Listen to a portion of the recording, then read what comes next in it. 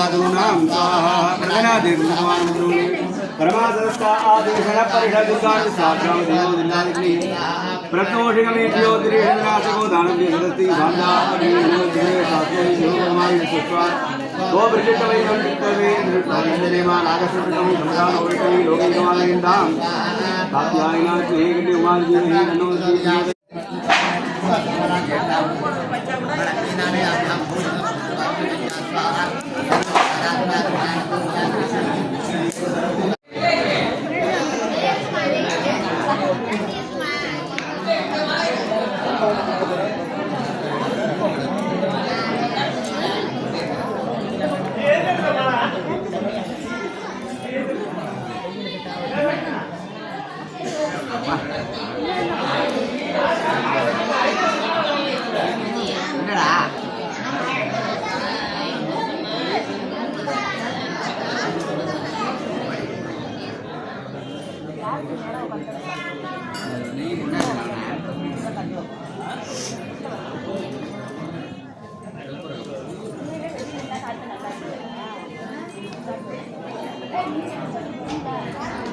महापूर्णाहुति बनवரும் பூர்ணமிதம் பூர்ணானி குச்சதே என்று வேதம் சொல்றது.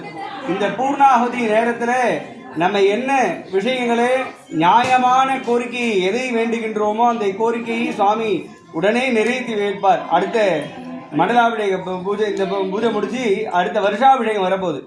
எப்போ வர்ற ஆணி மாசத்துல உத்திராடா நட்சத்திரத்தில் சுவாமிக்கு நம்ம வருஷாபிஷேகம் பண்ணுவோம். அது சம்வத்சராபிஷேகம்னு பேர். அந்த தினத்துக்குள் சுவாமி நிறைவேற்றி வைப்பார் அப்படிங்கிறது சாஸ்திரம். இது இங்கேன்னு இல்லை, எல்லா ஹோமங்கள்லையுமே உண்டு. அதனால அந்த மங்கள மகா பூர்ணாகுதி பண்ண போகிறோம். அதை தொடர்ந்து அதுக்கு முன்னாடி சுவாமிக்கு வஸ்திரம் யுவா சுபாசா பரிவீத ஆகாதி சௌஸ்ரேயா அன்பவதி ஜாயமானஹ.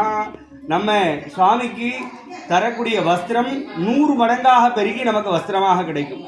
அதனால வஸ்திர ஆகுதியானது சேவிக்கப்பட்டு தொடர்ந்து சமக்கம் நமக்கம் சமக்கம் அப்படிங்கிறது எதிர்வேதத்தில் மத்தியம பாகத்தில் இருக்கக்கூடிய ஒரு வேத மந்திரம். அந்த நமக்கம் அப்படிங்கிறது ருத்ரத்துக்கு நமக்கம்னு பேர். சமக்கம் அப்படின்னு சொல்லக்கூடியது சமக்க மந்திரம்னு பேர். அந்த மந்திரம் எதுக்காக அப்படின்னு சொன்னால், அதனால நமக்கு என்ன பலன் எடுத்த உடனே நம்ம அதுதான் கேட்போம். சரி, நான் உனக்கு பால் வாங்கி அபிஷேகம் பண்ணேன், எனக்கு இந்த காரியம் ஜெயமாகணும். உனக்கு ஒரு வஸ்திரம் வாங்கி சாத்துறேன், எனக்கு இந்த காரியம் ஜெயமாகணும். இல்லைன்னா எனக்கு இந்த காரியம் ஜெயமாச்சுன்னா உனக்கு ஒரு பொட்டு வாங்கி சாத்துறேன், வேண்டிக்கிறோமா இல்லையா? அது மாதிரி சுவாமி எதையுமே எதிர்பார்ப்பு இல்லாமல் தரக்கூடியவர்.